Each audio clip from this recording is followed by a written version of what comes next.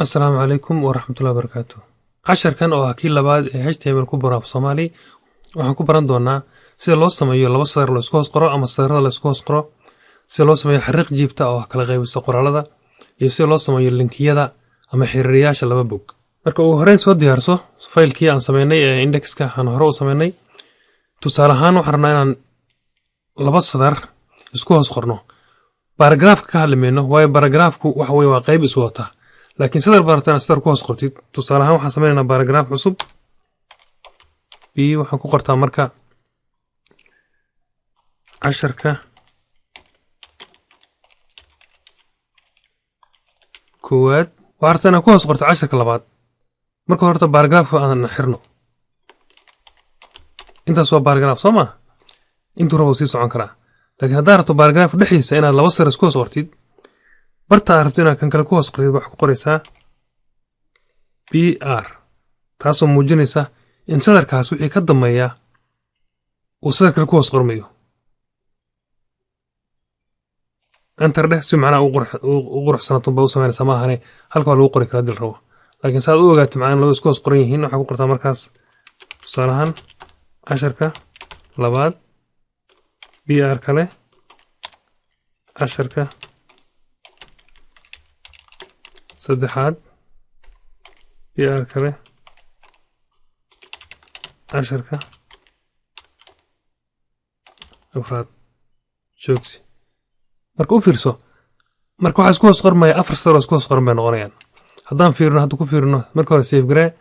inay safeta waxaa lagu ogaadaa inayn barnaamijka weli xafidnayn waxaa lagu ogaadaa meeshan star baa ku qoran starkaas waxay muujinaysaa inaan faylkan uusan hadda xafidnayn oo macnaha inta wax laga bedelay aan la xafidin marka soo ma jeedo starka yarka qaata marka save browserka la soo bax markaas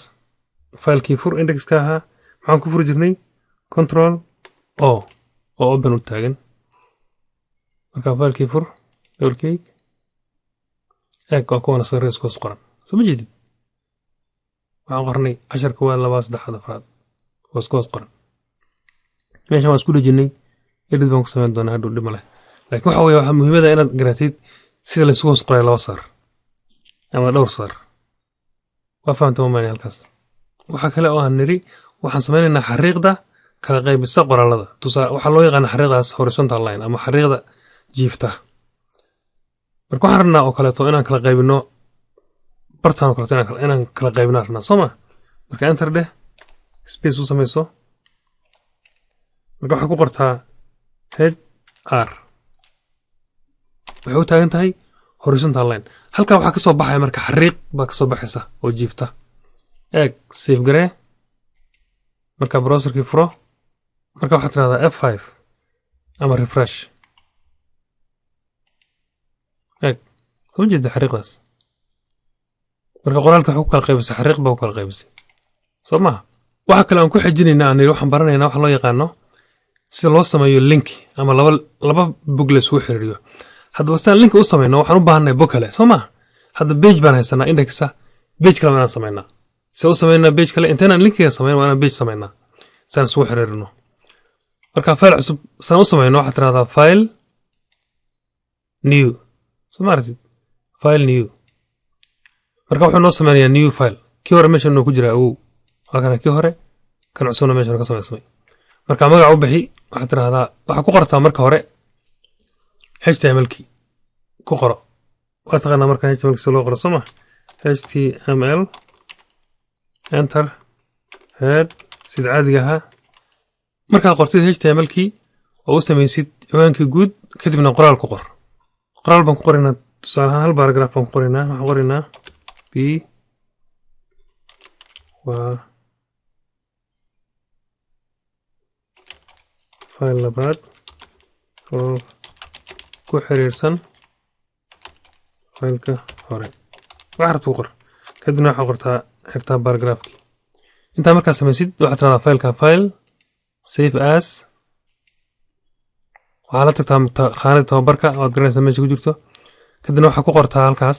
tusaale ahaan waxaa dhihinaa cashar dot html kadibna ka bedel bartan waxaa ka dhigaysaa html save dheh waxa ku save garaysa marka faylkan aan u bixisay 10 soomaa 10.html marka waxa ku laabta faylka hore indexka ku laabo soomaa waxaana markuu dhamaaday inaan nahno paragraph cusub sameeyo paragraph cusub marka sameeyo waxa uu qortaa paragraph wataan si loo sameeyo markan waxa wartaa waxaana inaan nahno halkan ka akhri bogga labaad barna inaan nahno moogta space oo sameeyo paragraph kana xir dhexdooda marka waxaan ku qoraynaa sida loo sameeyo space oo sameeyo soo ku muuqdo waxa ku qoraysaa bartaas واللينك بان سمينا marka ugu link marka waxa loo sameeyo waxa la qoraa bil furan ee oo taagan anchor wa xiriirihi waxa lagu xijiyaa h ref oo taagan hyper reference equal baa la qoraa markaas calaamadda equal-ka oo la mid ah markaas waxa qoraysaa laba calaamadda waxa weeye waxay ka sareysaa waxa u dhowdahay enter-ka meesheeda waa laba calaamadood oo isku dhigan waa code baa ingiriiska lagu yiraahdaa waa laba calaamadood saas ugu dhigan oo ku yaala tabka hakadka bay u dhowdahay ma garatay markaas waxa qoraysaa linkiga meesha rabto inuu aado waxa qoraysaa marka 10.html oo ka sameynaa ah markaas waxa weeye marwada qoraysaa calaamadii labadii firgol oo furnayd calaamadda kor ka furan markaas waxa xiraysaa bishi inta waa fahamtay soo ma markaas waxa qoraysaa waxaan leenahay 10ka labaad ka akhriso 10ka labaad akhri waa meesha la riixi doono bartaas markaas waxaad furaysaa bil dabarkii a marka eedii hore furtay inta ku dhac qortay qoraalkaas intaas xirka ku dhac qortay markaas eedii dabar u samaysay waa fahamtaan filaya maxaan qornay saasaan qornay href calaamadan linkigii meesha uu tagi doono hadhow page-ku calaamadda waan xirnay waxaan qornay waxa qoraalka la arkayo akhristayaasha arki doonaan markaasaan xirnay save dheh marka waxaa furataa browserkii refresh dheh ama F5 eeg soo jeedid linki maxaa ka soo baxay 10ka labaad 10ka labaad marka bartaa la riixo waa in la tagaa 10kii aan qornay soo ma oo linkiga aan sameynay riix bartaas eeg waxaan qornay faylka ka soo baxay qoraalkan qornay marka haddii la rabo inaan 10kii hore ku laabo say maxaan sameynaa aan halka isaga link uga sameyno waa sahlan tahay waxaad tagtaa 10ka kan arabto inaad linkiga dib ugu soo celiso paragraph cusub sameyso b waxaa ku qortaa markaas href calaamadda equal-ka waa laba isku dhigan way laba hakad loo kala qori maayo gooni waa isku dhigan yihiin markaas waxaa qoraysaa index.html index baan dib ugu noqonaynaa soo ma waxaan rabnaa dib u laabo indexka markaan soo galno kan labadii calaamadood xir ku laabo 10ka hordhaca markaa xir dabarka u samey waa fahamtaan filaya marka halkan waxaan ku qornay index kan maxaan ku qornaa kan waxaan ku qornaa 10ka html oo ah kan in la yimaado kan marka la yimaado waxa dib loogu noqonayaa 10kii soo maaha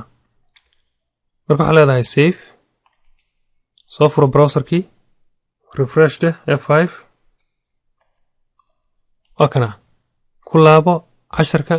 hordhaca marka kala riixo waxa lagu soo noqonayaa 10kan kan marka la riixo waxa la tagayaa kii kale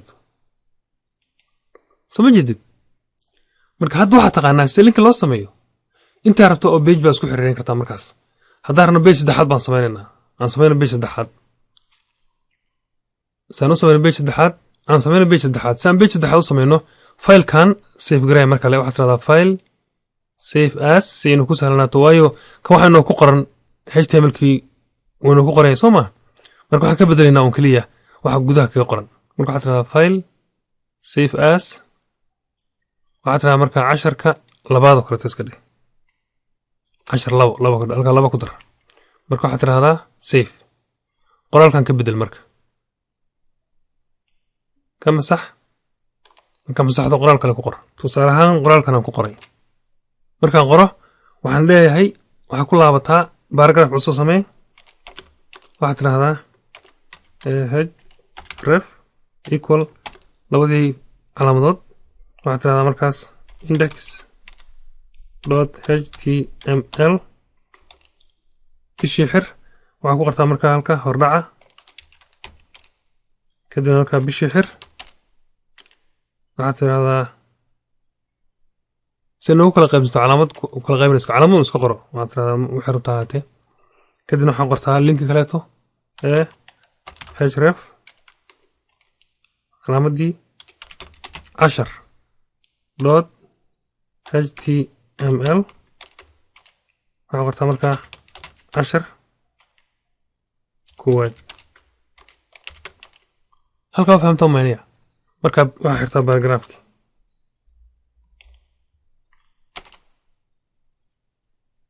soo ma fahmin marka waxa noo soo bixi doona hordhaca oo linki ah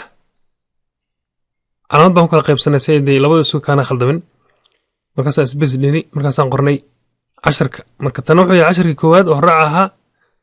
kan wuxuu 10kii hordhaca kan waa 10kii koowaad soo ma xasidid ama 10 buu ahaa ma garatay marka waxaad tirahdaa save markale soo from browserkii waxaan laakiin u sameyn linki beenan kan hore ka sameyn ku laabo index ku laabo oo ku soo sameey macna waxaad tirahdaa 10ka labaad dheh halka ku qor indexkii aan ku laabanay waxaa ku qortaa 10ka koowaad akhri halka waxaa ku qortaa marka space href muxuu ahaa 10 labo .html waxaa qortaa markaas 10 labo bishii xir save dheh soo furo markaas indexkii browserkii baan ka wadaa marka waxaad tirahdaa refresh ama F5 eeg waxaa kusoo dartama 10 soo maaha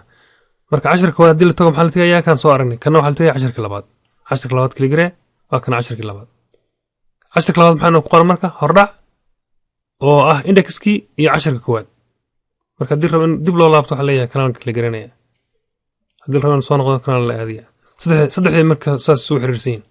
kana waxaa u samayn kartaa linki kaleeta u samayn kartaa meeshaan ma garatay waa fahamtaan filaya marka ka soo qaad in loo baahdo linki oo email ah oo la yiraahdo emailka ku link garay oo qofka si u kili garay email toos kugu soo diro si loo qoraa 10ka index ku laabo 10ka index ku laabo waxaad tirahdaa markaa paragraph cusub daarad ka samayso waxaad tirahdaa enter matri waxaa ku qortaa markaas paragraph saamu ilaa paragraph ka xir marka waxaa ku qortaa waxaa loo qoraa marka la qoraayo space samayso saad u aragtid waxaa la qoraa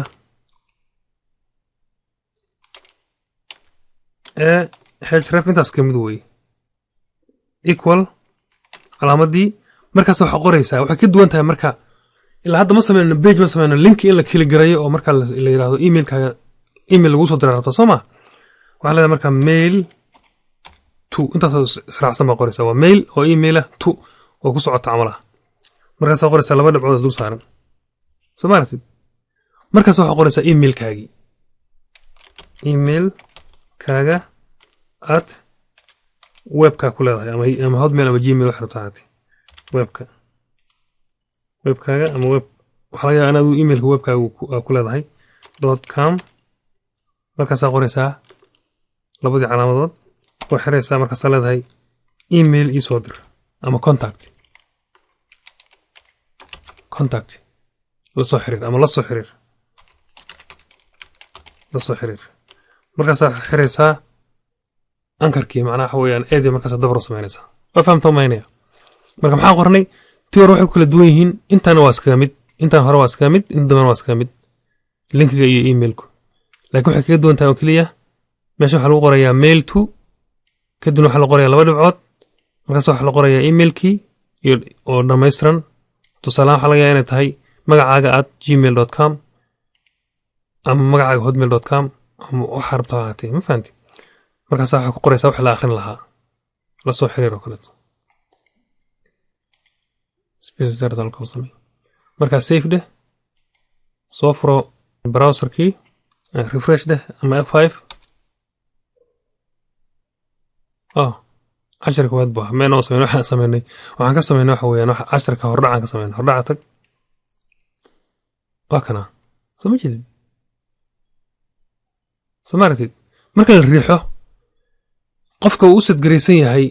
computerkiisa uu sad gareysan yahay barnaamijka emailka toos u fura uu ku soo diri karaa email toos ku soo diri karaa marka la riixo hadda fiiri waa ka soo jeedid marka la riixo marka la furo barnaamijka emailka toos ku fura waxa weeyaan emailkiiba toos ugu qormaysa soo jeedid marka qofku wuxuu ku soo qoraya ciwaan la soo waxa weeyaan waa yahay waa kula soo xiriiray markaas wuxuu qorayaa qoraalkii waa dambaal markuu dhameeyo wuxuu ku soo diray markaas send leeyahay ma fahanti soma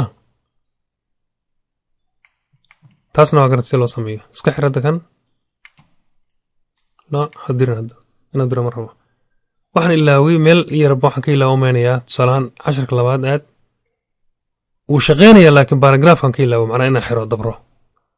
waxaad tagtaa marka 10 koowaad baan ka wada 10 koowaad marka hadda inooma furna waxaad tagtaa file open waa kana 10 baan ku qoran meeshaan ka ilaawo paragraafkan waa furay laakiin meesha u dambeysaan ka ilaawo dabarkii marka waxaad tiraahdaa save waa fahamta waa filaya kana waxaa ku samaysaa linki oo ah inuu tago pageka labaad ref 10.html waa fahamta waa filaya meel khaldan baan ku qoray waxa weeyaan paragraafkan ka dambeysiyey paragraafkan iska masax marka waxaa ku qorataa dabarka ka dambeysay dabarka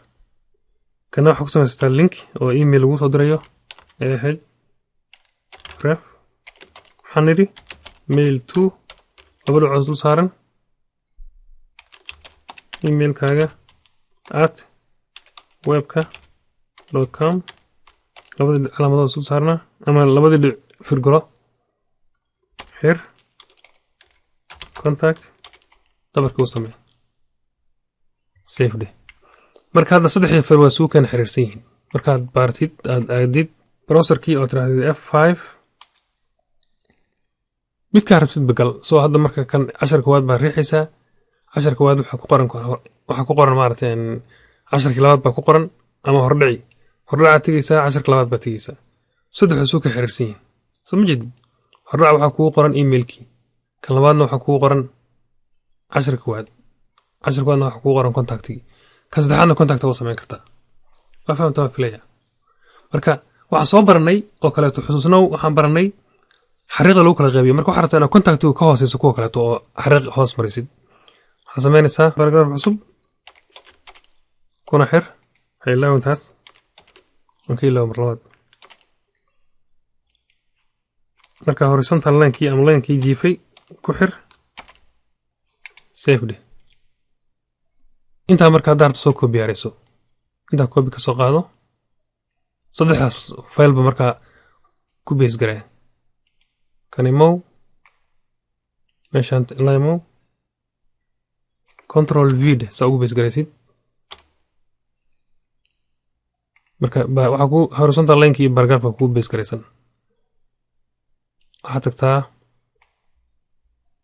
kanada harta iska baabi'i paragraafkan hadda baabi'i waxaan rabaa inay isku kamid noqdaan moogta marka waxaad tirahdaa paste waa dhihi kartaa moogta edit paste ama control v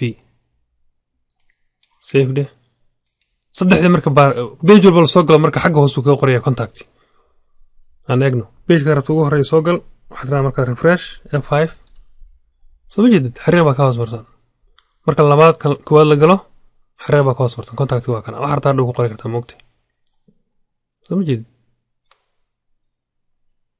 halka waxaa lagu qori karaa moogta copyright oo kaleeto markaasaa la dhihi karaa macnaa contact la soo xiriir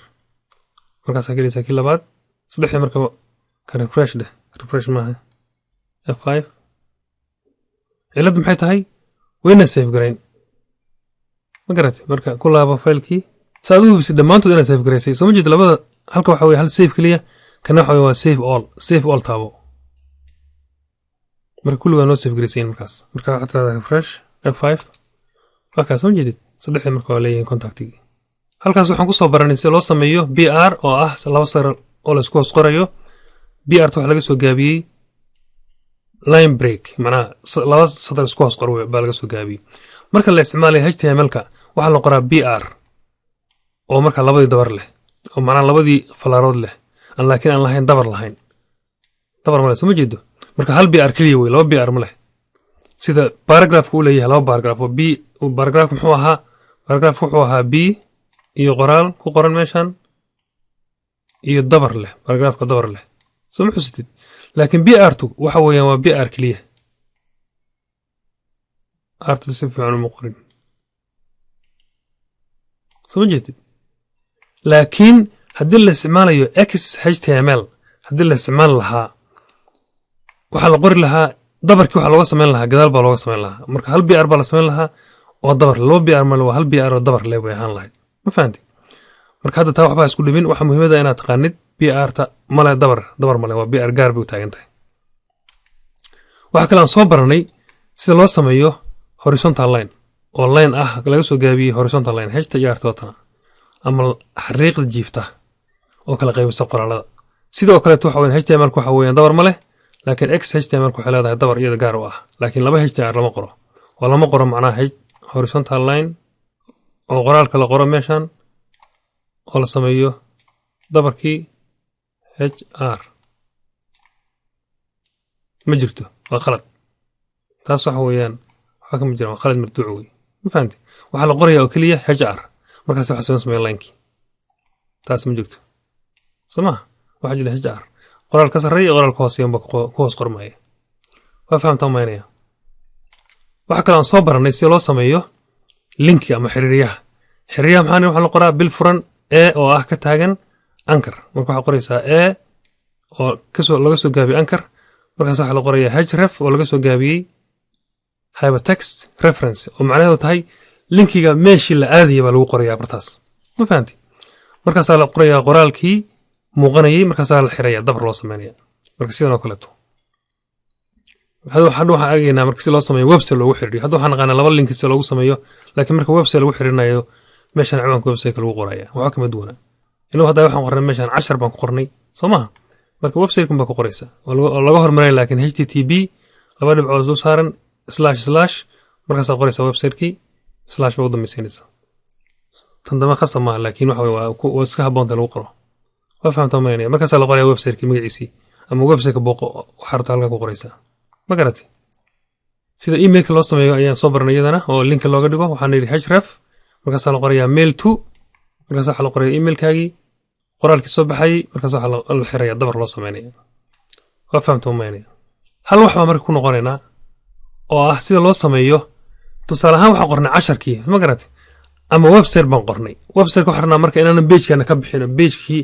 website-ka aan laga bixin oo soo website-ka lagu jiro haddana page cusub la furo oo page-kaas ka soo baxo website-ka cusub waxa la adeegsadaa marka waa arkayna soo shaqeyso waxa la adeegsadaa waxa loo yaqaan target iyo blank marka waxa weeye waa page cusub u furo weeye macnaha baalka furaysid waxaan eegaynaa sida marka loo sameynayo wax la yiraahdo targetka aan soo aragnay oo page cusub loo furayo ayadoo aan website-kaaga laga bixin ba waxa la aadayaa website kaleeto ma garatay marka tusaale ahaan waxaad tiri meeshaan waxa ku qortay link paragraph oo soo sameyso b saanu ilaawin paragraph ka xir dhaxaysa marka waxa ku qortaa href equal calaamadii http laba dhibcood soo saaran / inta waa fahamtaa maynaya markaas aad qoraysaa website-kii aad aadaysay www. website-kii aad ku link garinaysaa / calaamadii markaas aad qoraysaa website-ka magaciisii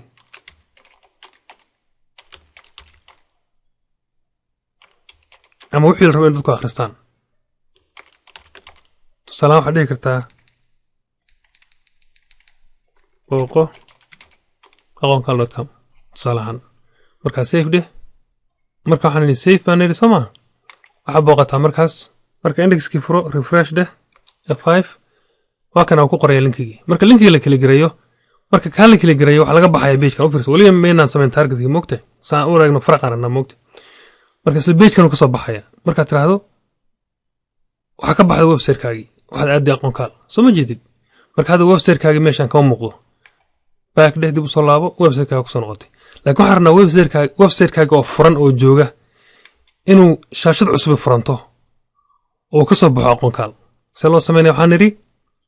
waxaan nidhi meeshan waxaa lagu darayaa space target baa leeyahay mogtahay equal calaamadii laba fiirgol ahayd markaasaa la qorayaa underscore waxa weeye waa calaamadan shiftiga waxaa la isla qabanayaa minuska ma fahamtay markaas waxaa la qorayaa blank markaasaa la qorayaa labadii fiirgol oo labadii calaamood blanki marka macnaheedu waxay tahay linkiga waxaa ku furtaa baal cusub u fur adoon website-kayga ka bixin baal cusub oo blanki ah blanki waa meel bannaan baa ingiriiska lagu yidhahdaa marka meel cusub u fur weeye markaa safe deh browserki kusoo laabo F5 taabo ama refresh hadda markaan tijaabino eeg marka waa inuu inoo furaa page cusub inoo ku furaa halkaa inuu ka furaa page cusub soo ma jeedid page cusub buu raadinaya ku furaya oo blank ah soo ma jeedid marka kaagi hore uu ku furan yahay uu ku joogaa page cusubna uu ku furay browseradii hore oo qadiimka ahaa wuxuu ku furi lahaa baal cusub buu furi lahaa macnaa laba baaloo kala duwan buu ka dhigi lahaa ma garata oo kala gooni ah laakiin browserada cusub wuxuu ku furayaa tabs wax loo yiraahdo ilaa waxay leeyihiin tabs moogtay mar walba tab cusub baa sii furmaya waa fahamtaan maynaya halkaas waxaa ku soo baranay sida loo sameeyo links marka waxaa arkaysaa inay aad u sahlan tahay isla marnaantaana waa links waxay ka mid yihiin waxyaabaha ugu adeegsiga badan marka la dhisayo website-ka waayo website-ku macno ma samayn lahayn hadduusan links lahayn waayo page-ka koowaad markaa qortid waana usii dirtaa meelo kale dadka usii dirtaa si dadkii cashar baa qoraysaa wax kooban baa ka qoraysaa casharka markaas la halka sii akhri casharka oo dhammaystiran oo kaleeto marka tusaalahaan waxaa qori lahayd inta waxaan u qori lahayd baa qori lahayd qoraal baa inta ku qori lahayd waxaad leeyahay lahayd markaas linki baa u samayn lahayd leedahay qoraalka u diraysa dadka inay aadaan page kaleeto marka muhiimad weyn buu leeyahay linkigu intaa ku tababaro halkaas ayaan ku jirnaa casharkii maanta wabillahi tawfiiq wassalaamu calaykum waraxmatullahi wabarakaatuh